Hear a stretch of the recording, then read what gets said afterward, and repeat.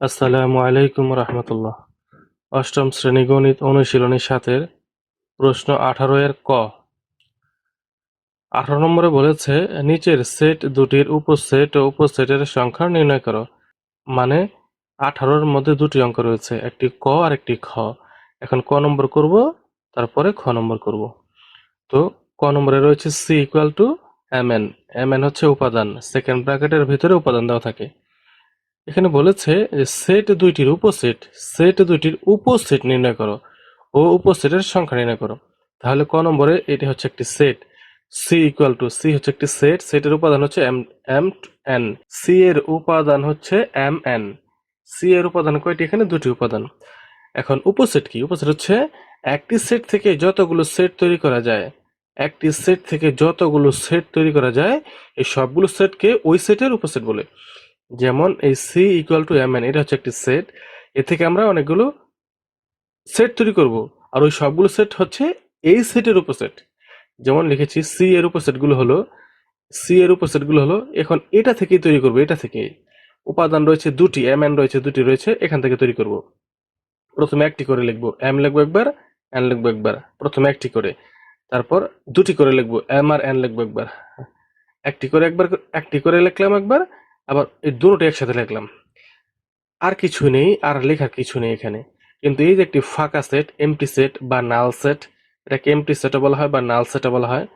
এই যে ফাঁকা সেটটা, এই সেট হচ্ছে যে কোনো সেটের উপসেট, অর্থাৎ যে কোনো সেটের উপসেট হচ্ছে ফাঁকা সেট বা এমটি সেট বা নাল সেট। তাহলে এই যে একটি set C equal to M N, মানে সি হচ্ছে সেট, এম এন হচ্ছে উপাদান। এই সেট থেকে কয়টি তৈরি করলাম? একটি, দুটি, তিনটি, চারটি। এই যে কমা থেকে আলাদা করব, এম এন ফাঁকা। তাহলে চারটি সেট তৈরি করলাম এই সেট থেকে। তাহলে এই সবগুলো সেট হচ্ছে এই সেটের উপসেট। মানে যে মানে এই যে চারটি সেট তৈরি করলাম, এই যে মানে এই যে চারটি সেট তৈরি করলাম, এই চারটি সেট হচ্ছে এই সেটের উপসেট। তাহলে এই সেট থেকে কয়টি উপসেট তৈরি করলাম? চারটি। সুতরাং সি এর উপসেটের সংখ্যা চারটি। সি এর উপসেটের সংখ্যা চারটি, এটাই অ্যান্সার। খতে আছে ডি ইকুয়াল টু 5, 10, 15। মানে ডি হচ্ছে একটি সেট, এর উপাদানগুলো হচ্ছে 5, 10, 15। সেকেন্ড ব্র্যাকেটের ভিতরে রয়েছে উপাদানগুলো। এখন এ থেকে উপসেট তৈরি করব। এখানে উপাদান রয়েছে তিনটি, আর ক নম্বরে ছিল উপাদান দুটি। দুটি থেকে আমরা তৈরি করেছিলাম, কিন্তু এখানে হচ্ছে তিনটি উপাদান রয়েছে। দেখলাম ডি এর উপসেটগুলো নিম্নরূপ, অর্থাৎ এই যে তিনটা উপাদান রয়েছে, এই উপাদান দিয়ে আরো কিছু সেট তৈরি করব। এই যে সেটগুলো তৈরি করেছি, এই সবগুলো সেট হচ্ছে ডি এর উপসেট। তাহলে এই উপসেট তৈরি করার নিয়ম কি? প্রথমে একটি একটি করে নিতে হয়, একটি করে। 5 একবার, 10 একবার, 15 একবার, প্রথমে একটি করে নিতে হয়। তারপর দুটি করে নিতে হয়, 5, 10 একসাথে নিলাম একবার, 5, 15 একসাথে নিলাম দুটি করে, আবার 10 এবং 15 নিলাম। মানে এমন ভাবে নেব যাতে একটা দুইবার রিপিট না হয়, তারপর এই প্রথমে একটি একটি করে নিলাম, তারপর দুটি দুটি করে নিলাম।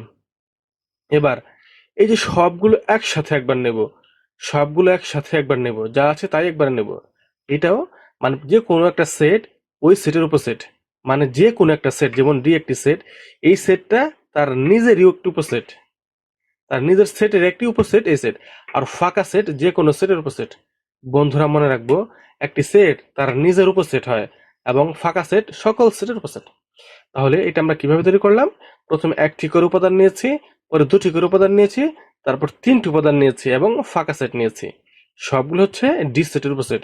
কয়টি হলো দেখি, 1, 2, 3, 4, 5, 6, 7, 8, মোট 8টি। এই যে ফাঁকা সেট সহকারে ধরতে হবে। এই ফাঁকা সেটের ডানে বামে কোনো সেকেন্ড ব্র্যাকেট দেওয়া যাবে না। যদি সেকেন্ড ব্র্যাকেট দিতাম তাহলে এই চিহ্নটা দিতে পারতাম না।